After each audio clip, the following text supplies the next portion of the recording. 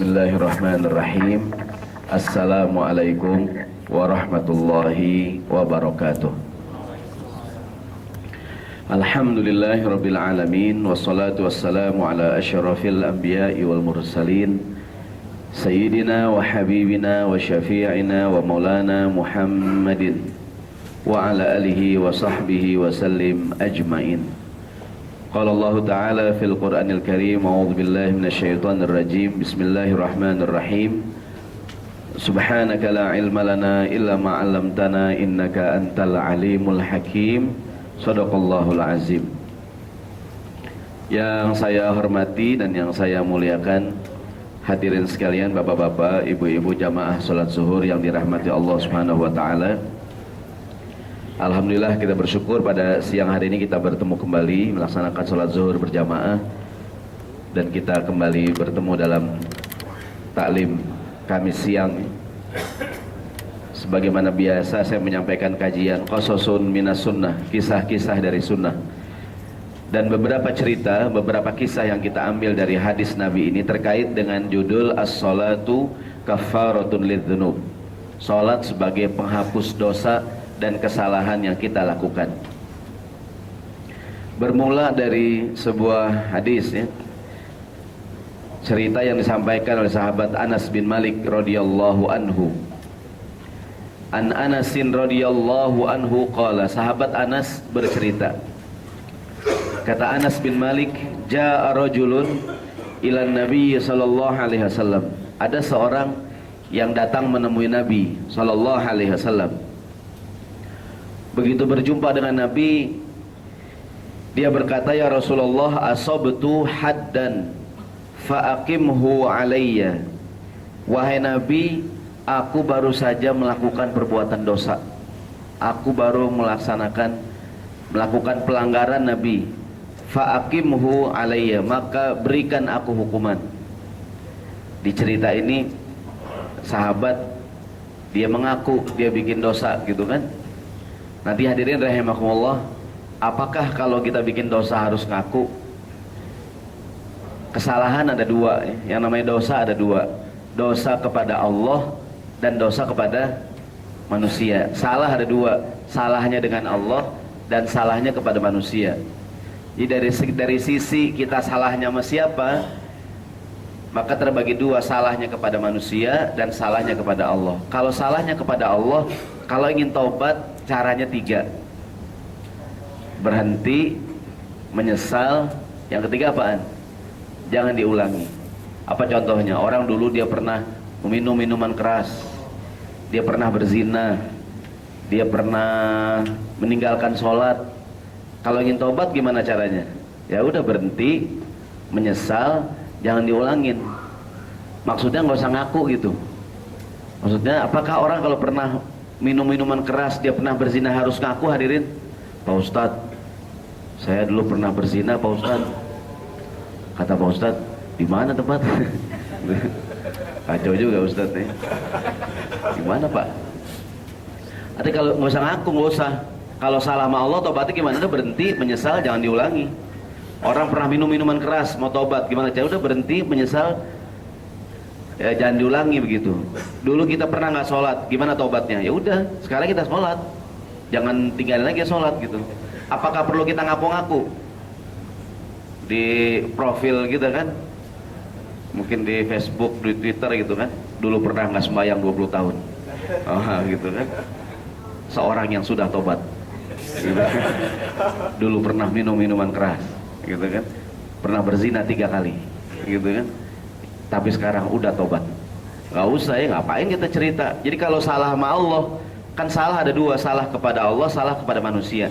Kalau kesalahan kepada manusia, kita mau tobat, caranya 3: berhenti, menyesal, jangan diulangin. Yang keempat apaan? Hak orang pulangin. Hak orang dipulangin. Nah itu hadirin rahimah, itu syarat bertobat tuh, dari sisi dengan siapa kita salah. Kalau dari sisi jenis kesalahannya, salah juga, dosa juga terbagi dua. Ada dosa besar, ada dosa kecil. Ada dosa besar, ada dosa kecil. Apa bedanya dosa besar dengan dosa kecil? Bu, apaan bu? Yang ngocok arisan bu?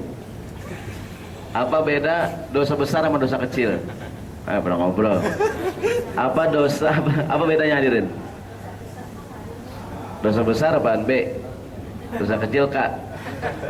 Dosa besar itu di dunia ada hukuman, di akhirat juga ada hukumannya. Contohnya apa? Mencuri, berzina, bukan mencuri,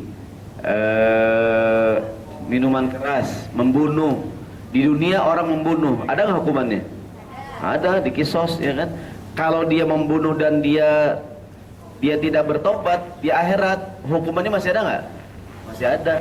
Nanti pertanyaan, apakah orang kalau sudah dihukum dosanya hilang? Tergantung dia tobat nggak. Ada nggak orang membunuh tidak tobat hadirin? Orang membunuh ditanya sama wartawan, gimana Pak? Apakah Bapak menyesal? Enggak, saya masih kurang saya belum puas gitu. Apakah hukuman di akhirat hilang? Tergantung. Kalau dia tobat hilang, kalau dia nggak tobat masih ada. Jadi kalau saya ulangi, ya kalau dosa besar itu di dunia ada hukumannya, di akhirat juga kalau dia belum tobat ada. Kalau dosa kecil di dunia nggak ada hukumannya, tapi di akhirat ada hukumannya. Apa contohnya hadirin? Ngintip, mata kita kurang dijaga nih, lagi lewat kan, cewek cakep banget, gitu kan? Itu dosa nggak tuh?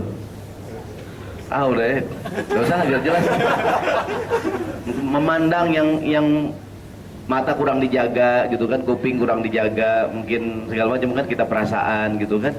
Nah, yang diceritakan dalam cerita berikut ini adalah dosa-dosa kecil nih, yang hilang dengan sholat yang kita lakukan. Jadi Rasulullah, aku baru saja bikin dosa. Sebenarnya nih orang kalau bikin dosa nggak usah ngaku hadirin. Dalam riwayat lain, selain riwayat ada riwayat lain, ini orang begitu cerita, Umar mendengar. Kata Umar, qad satarakallahu law satarta nafsaka. Sesungguhnya Allah telah menutupi dosa kamu, aib kamu, kalau kamu sendiri menutupi aib kamu. Jadi kalau kita pernah dosa, pernah salah, kita perlu ngaku nggak? Nggak usah. Masalah kesalahan dengan Tuhan nih, kita pernah dulu, mohon maaf, mungkin pernah berzina, pernah mabuk, pernah nggak sholat, pernah narkoba dulu kan. Sekarang kita mau tobat, harus cerita nggak nih?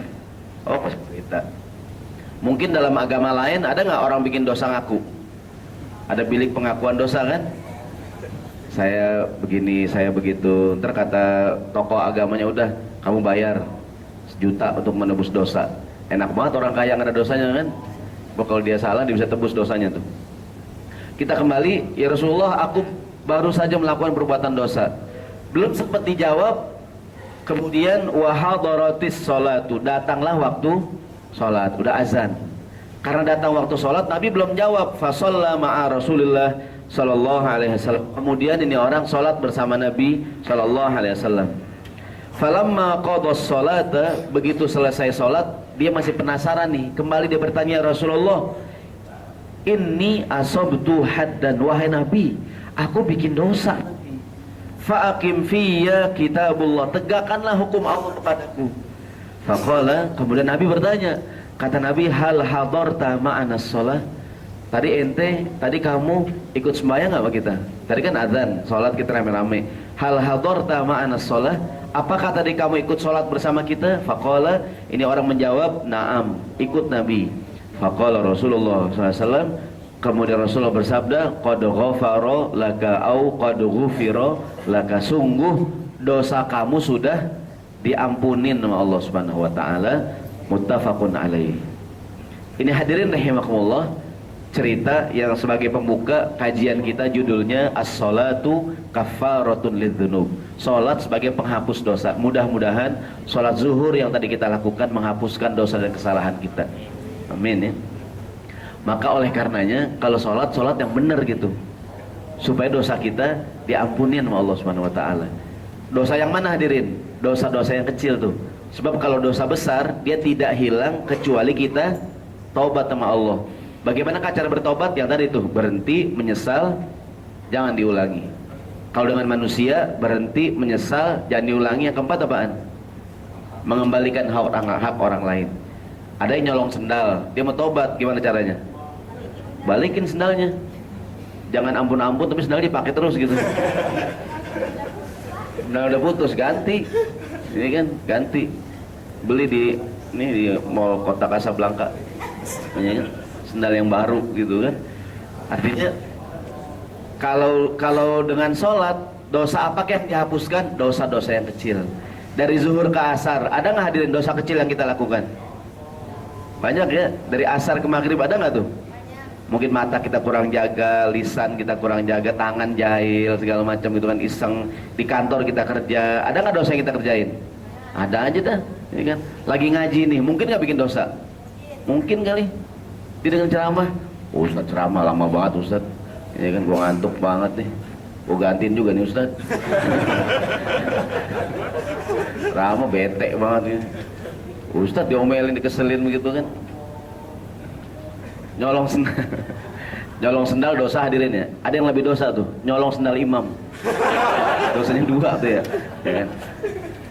Nyolong sendal makmum dosa, nyolong sendal imam dosa lagi tuh. Imam dicolong sendalnya. Jadi kita kembali dengan sholat yang kita kerjakan tadi, mudah-mudahan dosa-dosa kita hilang. Dosa mana? Dosa-dosa kecil tuh. Dosa yang kecil. Yang tadi saya katakannya, ya saya kira ada aja lah. Dari tadi pagi kita berangkat kerja sampai sekarang kita kerja sholat zuhur. Ada nggak kesalahan kita lakukan? Dosa kita kerjakan? Ada, banyak. Ya kan? Kita udah tahu itu nggak boleh, kita kerjain juga. Ya kan? Adalah, saya yakin banyak, mungkin kalau diceritakan banyak banget tuh. Kesel sama orang, tangan begini, kaki begini, mata kurang kita jaga, pendengaran gitu kan, perasaan, kemudian segala macam. Dengan sholat kita, kata Nabi, qad ghufira laka, dosa kamu sudah diampuni. Bahkan dalam sebuah riwayat Rasulullah SAW, ini ada ayat surat Hud ayat 114 ya. Ini asbabun nuzul ayat ini, tidak saya muat di fotokopian kita nih kayaknya. Surat Hud ayat 114 ini asbabun nuzulnya sama dengan tadi Rasulullah, aku baru saja bikin dosa. Belum sempat Nabi jawab, kemudian turunlah ayat ini nih. Wa aqimis sholata tarafain nahar wa zulafam minal lail innal hasanati yudhibna as-sayyi'at. Sesungguhnya perbuatan baik menghapuskan perbuatan jahat. Dirikanlah sholat di ujung siang, maghrib maksudnya, dan di awal malam, isya maksudnya. Sesungguhnya sholat yang kamu lakukan, kebaikan yang kita kerjakan menghapuskan kesalahan-kesalahan yang kita lakukan. Di kebaikan yang kita lakukan menghapuskan dosa. Bahkan dalam sebuah hadis Rasulullah SAW, beliau memberikan perumpamaan bahwa sholat yang kita lakukan sebanyak sehari 5 kali menjadi penyebab Allah hapuskan kesalahan kita bagaikan orang yang mandi sehari 5 kali. Dalam sebuah hadis Nabi bertanya kepada para sahabat, kata Nabi, "Lau anna ahadukum, lau anna nahron bibabi ahadikum yaghtasilu minhu kulla yaumin khamsa marratin." Seandainya di depan rumah seseorang di antara kalian, beliau bercerita kepada para sahabat, di depan rumahnya ada sungai yang mengalir bersih, jernih gitu kan. Yang punya rumah mandi di sungai yang bersih tadi khamsa marratin, sehari 5 kali. Nabi tanya, hal yabqa min darnihi syai'un, apakah ada kotoran yang nyangkut di badannya? Para sahabat menjawab, qala la yabqa min darnihi syai'un ya Rasulullah, tentu tidak ada kotoran yang tersisa di badannya. Betul nggak Bu? Sehari mandi 2 kali aja bersih, betul nggak Bu? Ya, ada ngobrol lagi. Betul nggak Pak? Ya. Bu, ngaji woi. Jadi sehari mandi 2 kali aja bersih ya nih? Bersih. Apalagi sehari mandi 5 kali, bersih nggak Bu? Bersih, gitu kan? Bersih. Jadi sehari mandi 2 kali saja bersih, apalagi 5 kali tuh, iya kan? Nah ini juga cerita. Nah kata Nabi SAW, fakadzalikas shalawatil khamsi. Demikianlah sholat yang 5 waktu, yang dengannya Allah hapuskan kesalahan kita. Ini hadis jadi cerita bahwa jadi dalil sholat sehari berapa kali hadirin? 5 kali. Karena ada yang berkata zaman sekarang sholat sehari cuma 3 kali, gitu ya. Jadi dia mengatakan sholat sehari cuma 3 kali, salah dia tuh. Di hadis ini hadis sahih, Rasulullah mengatakan bahwa sholat sehari 5 kali yang kita lakukan bagaikan orang yang mandi sehari 5 kali. Bersih nggak tuh? Bersih banget ya. Mungkin tuh badannya bening banget tuh, diminum kopi kelihatan udah jalan nih. Sehari 5 kali tuh ya, gosokin badannya tuh. Jadi mudah-mudahan nih tadi sholat zuhur yang kita lakukan menghapuskan kesalahan kita. Maka pesannya adalah, mohon maaf, kayak orang mandi. Kalau orang mandi asal-asalan, badannya bersih nggak tuh? nggak bersih. Sama orang juga kalau sholat, ada nggak yang salah-salah sholat tuh? Ada sebuah cerita di zaman Nabi, ada seorang sahabat Nabi lagi di masjid, seorang masuk ke masjid, sholat 2 rakaat, sholat tahiyatul masjid.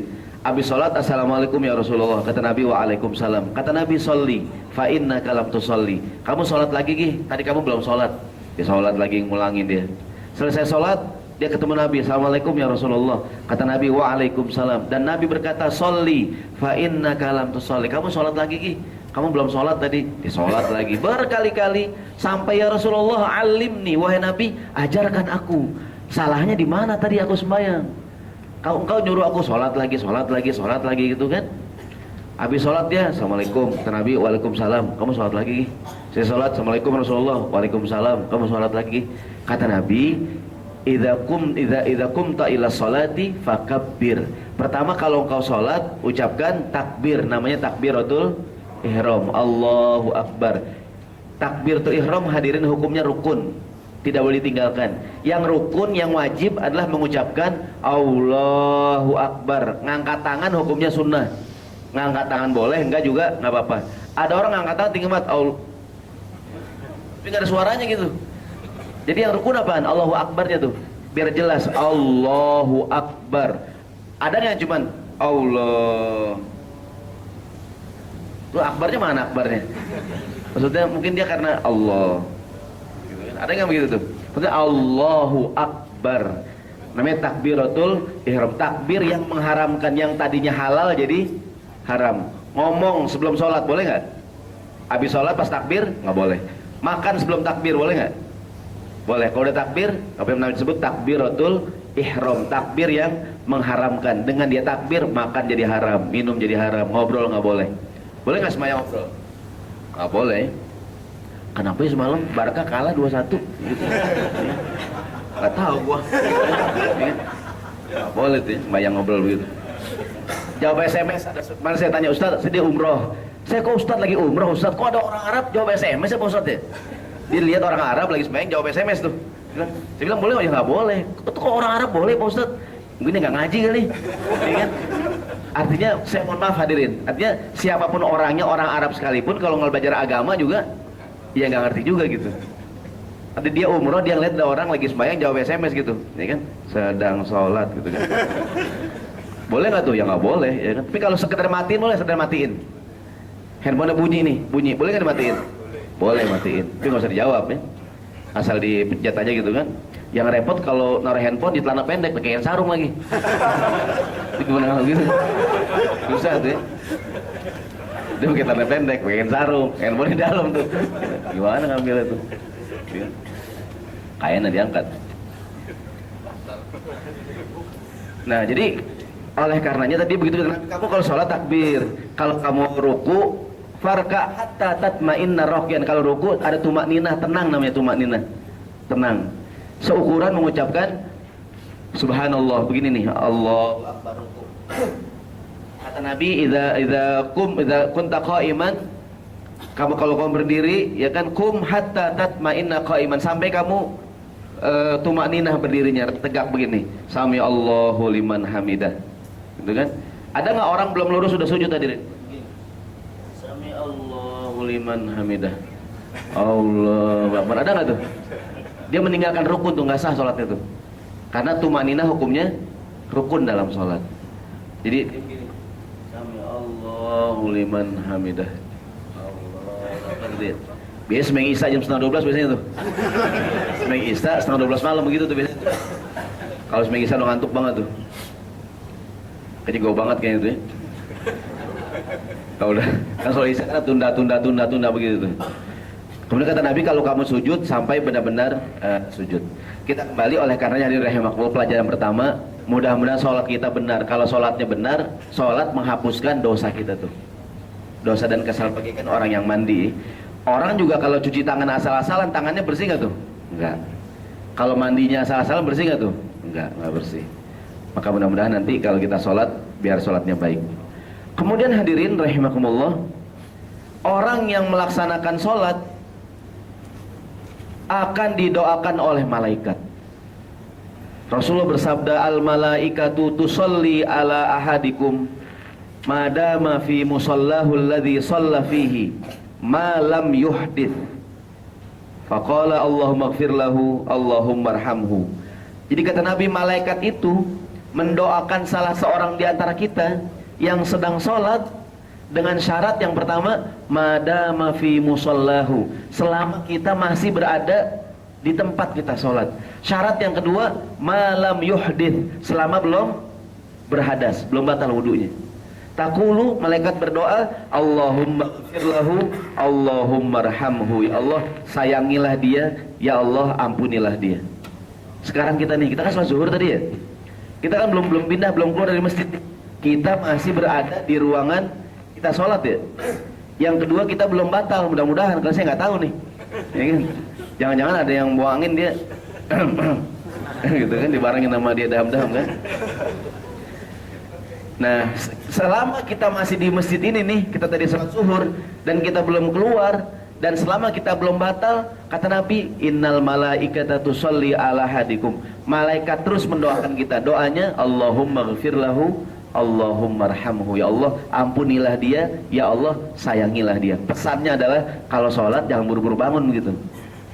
Minimal zikir sebentar, doa dulu. Yang kedua, kalau sholat jangan buru-buru batal. Ada nggak assalamualaikum langsung batal tuh? Dia mungkin nahan-nahan buangin, dia miring-miring main gini kan. Ada yang tahiyat miring-miring gitu tuh. Dia miring-miring gitu kan. Di sebelah kita orang, kenapa sih miring-miring gitu kan. Begitu, assalamualaikum, assalamualaikum, ada gitu kan. Langsung buang angin. Itu malaikat langsung pergi dah. Ya, ini orang pemuda ini udah dibuang angin gitu kan. Istilah anak muda sekarang prepet-prepet katanya. Dia udah nggak tahan gitu kan. Ya, gitu kan. Artinya begitu dia buang angin, langsung malaikat tidak lagi mendoakan. Maka pesannya, habis sholat jangan bubar dulu, kita doa, kita zikir. Yang kedua, jangan buru-buru batal. Karena selama kita masih di tempat sholat kita dan malam yuhdits, selama belum berhadas, malaikat masih mendoakan itu sampai sekarang nih. Kita masih terus didoakan sekarang malaikat, Allahumma ighfir lahu, Allahumma arhamhu, Allahumma ighfir lahu, Allahumma arhamhu. Sampai kapan hadirin? Sampai kita bangkit dari tempat sholat kita, sampai kita batal. Ini mudah-mudahan aplikasinya sekali lagi minimal ya habis sholat, assalamualaikum, kita zikir sebentar. Kalau pengen batal tahan dulu dah ya, sampai kita selesai sholat, selesai berdoa, berzikir, kita keluar baru batal. Jadi orang yang sholat dihapuskan kesalahannya oleh Allah Subhanahu Wa Taala. Sholat Jumat nih hadirin, sholat Jumat, saya besok libur ya, besok sholat Jumat di rumah kita masing-masing nih. Sholat Jumat yang dilakukan secara sempurna juga menjadi penghapus dosa dan kesalahan kita. Tapi dengan syarat berikut ini. Besok kita sholat Jumat, mudah-mudahan kita amalkan hadis berikut ini. Kata Nabi, beliau bersabda, la yaghtasilu rajulun yaumal jumu'ati, tidaklah seorang mandi pada hari Jumat. Syaratnya apa yang pertama? Dia mandi. Mandinya mandi hari Jumat. Dianggap mandi Jumat kalau mandinya setelah adzan subuh. Kalau mandinya sebelum subuh tidak dianggap mandi Jumat. Kalau sholat Idul Adha, Idul Fitri, mandinya boleh di atas jam 12 malam. Tapi kalau mandi Jumat, dia harus mandi setelah adzan subuh. Begitu adzan subuh dia baru mandi, dianggap mandi Jumat. Siapa yang mandi pada hari Jumat, wa yatatahharu mastata'a min tuhrin, kemudian dia berwudu dengan wudu yang baik. Habis kata-katanya berangkat hari Jumat, dia mandi, habis mandi dia berwudu. Pak Ustadz, kan saya kerja, saya mandi sebelum berangkat kerja, sampai kantor kan kerja, sholat jam 12, apakah harus mandi lagi? Ya nggak usah kan udah mandi dari rumah. Tapi kalau seandainya mandinya semakin dekat dengan Jumatan lebih baik. Besok kan libur nih, mungkin kita pagi-pagi udah mandi kan. Kalau sebelum berangkat kita masih bisa mandi lagi, jadi mandinya semakin dekat dengan Jumatan. Habis mandi kemudian dia itu lebih baik. Habis mandi dia berwudu. Kemudian setelah selesai dia berwudu, thumma wa yadhanu min duhnihi aw yamassa min tibi baitihi. Kemudian dia memakai minyak wangi. Kalau dia nggak punya, dia memakai minyak wangi yang ada di rumahnya. Mungkin dia minyak wanginya nggak punya, tuh udah habis. Mau berangkat Jumatan nih, udah mandi, udah wudu, pakai minyak wangi habis. Atau mungkin nggak punya. Saking disunahkannya pakai minyak wangi hari Jumat. Kalau nggak punya, hadirin punya sendiri, punya siapa hadirin? Punya istrinya dah, punya anaknya dipakai. Yes, pas ke musola ke masjid, minyak apaan Pak? Anak saya nih, rasa strawberry, cherry bell kan? Kayak cherry bell Pak wanginya Pak. Ya minyak wangi anak saya nih gitu kan. Bapak-bapak gagah banget wangi cherry bell. Minyak wangi anaknya. Artinya sakingnya disunahkan besok hari Jumat minyak wangi. Kalau nggak punya minyak wangi sendiri, pakai punya siapa hadirin?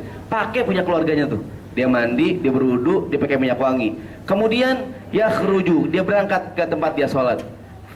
Syarat yang keempat, fala yufarriqu bainatsnaini. Dia tidak memisahkan di antara dua orang yang sedang duduk. Jadi kalau kita ke masjid Jumatan besok nih, mungkin udah penuh ya. Kurang baik kalau kita, Pak, minggir Pak, minggir Pak. Orang minggir-minggir, orang speed banget ini kan. Dia gelas jadah gede banget gitu kan. Kata orang brengsek banget tuh, orang udah pelan-pelan bergeser-geser. Ada nggak yang begitu kadang-kadang tuh? Ada juga kadang-kadang tuh. Jadi kurang baik kalau kita, Pak, minggir Pak, minggir Pak, minggir. Jadi yang keempat, dia tidak memisahkan di antara dua orang yang sedang duduk. Kemudian yang kelima, tsumma yusalli ma kutiba lahu. Dia sholat tahiyatul masjid. Tsumma yansatu idza takallama al-imam. Kemudian dia diam saat imam sedang berkhutbah. Bahkan dalam sebuah hadis kata Nabi, man massal haso faqad lagha wa man lagha fala jum'ata lahu. Siapa yang mainin kerikil, sungguh dia telah lalai. Dan siapa yang lalai, dia tidak mendapatkan pahala sholat Jumat. Kan zaman dulu nggak pakai tikar, nggak pakai karpet, bawahnya apa tuh? Kerikil kan. Jadi mungkin sambil sholat, sambil, kalau di kita ingat masih kecil dulu, zaman musola pakai tikar tuh, tikar yang plastik. Kita bisa kita tarikin kan, set gitu kan. Habis Jumatan tikar pada melar gitu kan. Nah, jadi selama sholat dia tidak lalai, dia mendengarkan khutbah. Ya. Kalau tidur gimana hadirin? Tidur ada yang membatalkan wudhu, ada tidur yang membatalkan wudhu. Tidur yang membatalkan wudhu adalah tidur dalam kondisi apa namanya? Apa istilah bahasa fikihnya tuh? Tidur yang tidak tetap ya. Apa istilah bahasa fikihnya? Tidur yang tidak tetap tuh hadirin saya contohin ya. Kalau tidur bersila begini nih, posisi kita bersila begini nih, bersila gini nih, tidak ada kemungkinan buang angin. Kalau dia tidur sampai dia itu tidak membatalkan wudhu, karena posisinya namanya apa istilah itu? Mutamakin nih, duduk yang mutamakin begini nih. Tapi kalau duduknya selain begini batal. Ada nggak yang Jumatan begini nih? Tidur, itu batal wudhunya tuh, batal wudhunya. Atau ada nggak yang Jumatan begini hadirin? Dan dia tidur, ada nggak tuh? Sampai nyusuk ke belakang tuh. Gitu kan? Pas kita bilangin, Pak, kan dia tidur nih. Begini kan? Jelek banget mukanya ya. Pak, tadi Bapak apa namanya? Tidur Pak? Oh enggak. Saya nggak tidur enggak nih. Bapak tadi tidur Pak? Enggak, saya nggak tidur. Ya kan? Karena tidur yang dalam posisi yang tidak mutamakin membatalkan wudhu. Sayang dia sholat tapi wudhunya batal gitu hadirin. Bilangin. Artinya kan hari Jumat ya, orang bilang bahkan waktu yang paling enak buat tidur kapan tuh? Sembahyang Jumat katanya. Bahkan yang insomnia obatnya ngapain? Sembahyang Jumat. Nah kan? Sembahyang Jumat, cari musola yang masjid yang khotibnya udah agak-agak 60 tahun ke atas gitu kan. Itu yang nggak bisa tidur bisa pulas tuh katanya. Maka disunahkan tidur sebelum Jumatan, namanya qailulah. Qalilun sedikit, qailulah yang sedikit tidak yang sedikit. Jadi sunnahnya sebelum Jumatan tidur, mungkin 10 menit, 14 menit ngilangin ngantuk tuh. Tapi sebelum Jumat, bukan pas Jumatan bukan. Kita kadang qailulahnya pas Jumatan gitu, pas khotib naik, udah mulai pasang gitu kan. Ada cerita tuh kan kalau di masjid-masjid kampung, di sini azan sekali ya. Kan kalau di masjid yang azan 2 kali, kan kadang antara 2 khutbah, kan bilalnya selawatan.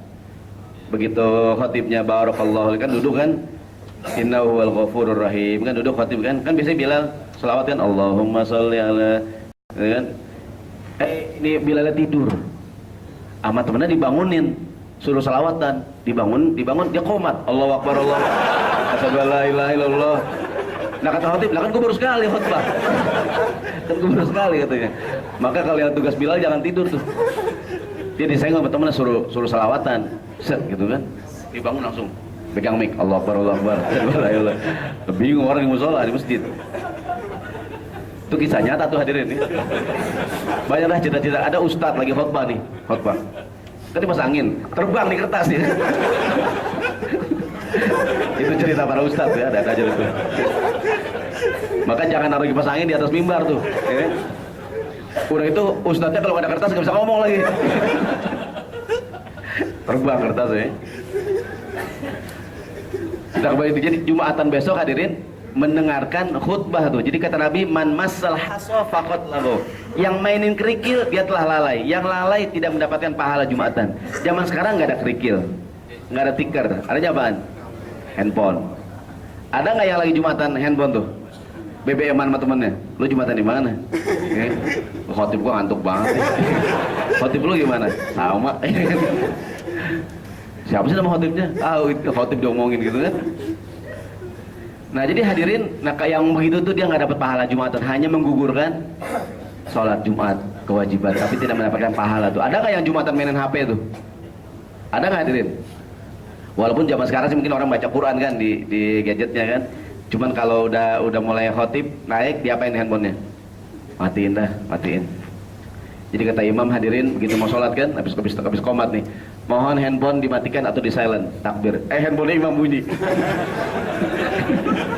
Imamnya lupa, ya kan? Kacau tuh imam ya. Mohon handphone dimatikan atau di silent, kata imam. Bertakbir, Allahu Akbar, bunyi imamnya. Lagunya oplosan lagi. Kacau banget tuh imam. Jadi besok Jumatan kata Nabi, dia mendengarkan imam. Kalau semua dilakukan, dia mandi, dia wudhu, dia pakai minyak wangi, berjalan menuju masjid, dia tidak memisahkan dua orang yang sedang duduk, dia sholat 2 rakaat, kemudian dia mendengarkan khutbah. Kalau semuanya dilakukan, Jumatan yang dikerjakan besok, illa ghufira lahu ma bainahu wa bainal jum'atil ukhra, maka akan diampuni dosanya dari satu Jumat ke Jumat yang lain. Mudah-mudahan besok Jumatan kita menghapuskan dosa dan kesalahan kita. Dengan syarat Nabi sebutkan urutannya tuh tadi tuh, mandi dulu, pakai minyak wangi segala macam kan, urut-urutannya dilakukan. Bukan hanya sholat hadirin yang dirahmati Allah Subhanahu wa taala. Wudu yang kita kerjakan, wudu kita menghapuskan dosa dan kesalahan kita. Ntar pelajarannya adalah kalau wudu yang benar gitu. Ada nggak yang wudu asal-asalan? Kita karena udah sering wudu kan, wudunya ya asal-asalan aja gitu. Rasulullah bersabda, kata Nabi, man tawaddo'a fa ahsanal wudu'a, siapa yang wudu dan wudunya ihsan. Ihsan artinya apa tuh? Ihsan profesional artinya. Kan ada yang amatir, dia nggak amatir. Ada orang yang wudu itu amatir. Kalau ada yang liatin, ada yang nonton, ada yang lihat, ada calon mertua atau ada mertuanya, wudunya, waduh, pelan-pelan, kan? Karena wudunya diliatin. Tapi kalau wudu sendiri ada yang buru-buru tuh, wudunya asal-asalan kan? Kata Nabi, siapa yang berwudu fa ahsanal wudu'a, wudunya ihsan. Yang rukun dia laku, yang wajib dikerjakan, yang rukunnya tidak ditinggalkan, yang sunnahnya dikerjakan. Makruh berwudu ditinggalkan. Ada nggak yang makruh dalam berwudu hadirin? Apa contohnya? Yang makruh dilakukan saat berwudu. Apa hadirin? Ngobrol. Ada nggak lagi wudu ngobrol? Ada kan, lagi dia masuk tangan ngobrol gitu kan, ngobrol aja gitu kan. Itu termasuk menggunakan air berlebihan, hukumnya apa tuh? Makruh. Kalau ingin cukup 1 kali basuhan. Kalau ingin sunnah berapa kali? 3. Kalau 2 jangan, karena 2 itu 1 aja udah cukup, sunnah juga kagak dapet gitu. Ya kan? Kalau mau cukup berapa? 1. Kalau mau sunnah berapa? 3. Kalau 2 jangan. Kalau 4 kebanyakan gitu maksudnya. Pilihannya kalau nggak 1, 3. Wah, kayak ada mau nyoblos nih. Ini kalau ngomong kemarin sih curigain nih. Yang lalu biar berlalu dah, ya kan? Kembali dari rahimakumullah. Jadi yang sunnahnya dilakukan, yang makruh ditinggalkan. Dia berwudu, kata Nabi, kalau wudunya bagus, kharajat khotoyahu min jasadihi hatta takhruja min tahti azfarihi, maka berguguranlah dosa-dosanya sampai berguguran dari ujung kukunya tuh. Maka juga aplikasinya kalau wudu yang baik. Sadarilah kalau kita lagi buka keran nih, kita lagi ngapusin dosa kita diri nih. Kata Nabi dalam lain hadis, idza ghassala yadayhi, dia membasuh tangannya, kharajat khotoyahu, berguguranlah dosanya tuh sampai tetesan air yang turun dari kukunya tuh. Kalau dia membasuh wajahnya, berguguranlah dosa dari wajahnya, dari matanya, sampai tetesan terakhir air yang turun dari wajahnya. Kalau dia basuh kakinya sama idza ghassala rijlaihi, bergugurlah dosa-dosa. Jadi sadarilah kalau kita sedang berwudu, kita sedang membersihkan dosa kita. Kata Nabi, hatta takhruja naqiyan minadz-dzunub. Selesai berwudu, bersihlah dosa-dosanya, begitu tuh. Mudah-mudahan wudu yang kita kerjakan menghapuskan dosa kesalahan kita. Tapi syaratnya wudunya harus baik, ya. Jangan wudu asal-asalan. Ustadz, katanya kalau air wudu nggak boleh dilap ya. Dulu hadirin, pernah dengar begitu tuh? Air wudu jangan dilap ya. Sebenarnya hadirin, air wudu boleh nggak dilap? Boleh-boleh aja kan. Tapi mungkin orang kan air wudu tuh menghapuskan dosa tuh. Ntar Ustadz, ada nggak teman kita dulu gini? Kita cepretin, dosa lu ke gua. Dosa lu ke gua semua katanya. Lu enak banget. Nih, dosa gua buat lu nih. Ingat. Wah, lu dosa lu habis, dosa gua nambah katanya. Jadi tidak dipahami terlalu tekstual begitu kan. Intinya kalau kita berwudu dosanya. Ada nggak orang wudu nyipret hadirin tuh? Kalau wudu nih basuh muka nih, nyipret ada nggak tuh? Wah, tuh orang dosa nyebar sih. Dosanya nyebar tuh. Jadi tidak mesti dipahami secara teks. Intinya orang berwudu dosanya hilang tuh. Arti kalau ingin dilap boleh nggak? Saya berusaha nanya dengan beberapa ustadz hukumnya, karena dari dulu kecil kan belajar kan jangan dilap air wudu ya. Saya tanya beberapa ustadz, di antara jawabannya mungkin air wudu bagus, jangan dilap. Saya lupa ingat, pernah saya baca di buku fikih manhaji kalau ada pendapat para ulama yang mengatakan demikian tuh. Sebaiknya air wudu jangan dibasuh ya. Namun kalau bicara boleh sih boleh saja tuh. Namun secara pribadi saya belum menemukan dalil mengapa dulu orang sampai berpendapat air wudu jangan dikeringkan kan. Tapi kalau mengganggu orang gimana Din? Lap aja ya. Pernah nggak sholat samping kita basah banget tuh? Ya kan? Jadi aduh nih lepek banget tuh orangnya. Oleh orang kalau kita umroh tuh orang Arab tinggi banget kan, kita seketek segini nih, ya kan? Aduh basah banget nih orangnya. Dia pakai juga gamis yang segini tuh, baju nggak gamis yang segini nih, gamis yang pendek tuh, aduh basah banget ya. Jadi kata Nabi, wudu yang kita lakukan juga menghapuskan dosa dan kesalahan kita. Berikutnya hadirin, berangkat berjalan menuju tempat sholat juga menjadi penyebab Allah hapuskan kesalahan kita. Sholat kita, wudu kita, apalagi tuh. Berjalannya kita ke masjid menghapuskan kesalahan kita. Rasulullah bertanya kepada para sahabat. Qala Rasulullah sallallahu alaihi wasallam, "Ala adullukum ala ma yamhullahu bil khataaya wa yarfa'u bihi darajat?" Maukah aku beritahukan sesuatu yang kalau kalian lakukan dosa kalian diampuni, derajat kalian diangkat? Kata para sahabat, "Mau ya Rasulullah." Faqala, kata Nabi yang pertama, "Isbaghul wudu anil makari." Luaskanlah basuhan wudu terutama pada saat kamu sedang tidak suka. Ada nggak hadirin? Beberapa waktu kita malas kena air. Kita lagi mungkin dingin, mungkin ibu-ibu udah cakep gitu kan. Itu wudunya asal doang gitu kan. Udah cakep Pak Ustaz. Jadi kata Nabi, luaskan, kan di antara yang sunnah. Kalau kita dalam sebuah hadis lain kata Nabi, ya'ti ummati yaumal qiyamati ghurran muhajjalina min atharil wudu kan. Hari kiamat nanti umatku akan dibangkitkan dalam keadaan wajahnya bersinar-sinar min atharil wudu, gara-gara bekas wudu. Kata Nabi, faman istata'a ayyutila ghurratahu falyaf'al. Siapa yang bisa memanjangkan basuhan wudunya maka lakukanlah. Termasuk yang sunnah, kan yang wajib sampai sini nih, siku nih. Yang sunnah diapain hadirin? Panjangin, tambahin. Dulu saya menyangka, waktu masih kecil kan, dulu saya menyangka membasuh kaki sampai dengkul tuh. Karena kalau ngeliat orang tua kita zaman dulu ya, kan orang dulu kan wudu di empang tuh. Tuh atau musal-musal zaman dulu kan, dia kumur di situ, cuci kaki di situ kan, sehat aja orang dulu ya. Ini kan orang, perhatikan orang tua kita zaman dulu. Kalau wudu bagi orang tua kita zaman dulu hadirin, mudah-mudahan bagi kita juga. Sholat itu, ibadah itu satu pekerjaan yang sangat penting gitu. Mereka kalau sholat punya baju sendiri buat sholat ya, orang tua kita ya. Bahkan kalau berwudu orang tua gimana orang dulu kalau wudu tuh? Buka baju ya, buka baju digantung gitu kan. Masa wudunya bener banget tuh kan, sampai dibasuh gitu kan, kakinya sampai paha-pahanya kan. Saya yakin orang tua hari kiamat terang orang tua kita ini, pahanya terang benderang tuh orang dia apa namanya. Kalau kita kan kadang paling juga kita gulung dikit gitu kan. Artinya kalau kita bisa panjangin kata Nabi, boleh nggak dipanjangin wajah kita, bahkan yang wajib hanya sebagian kepala. Kalau sunnahnya seluruh kepala gitu kan. Yang wajibnya hanya sampai siku nih. Yang sunnahnya dipanjangin dikit.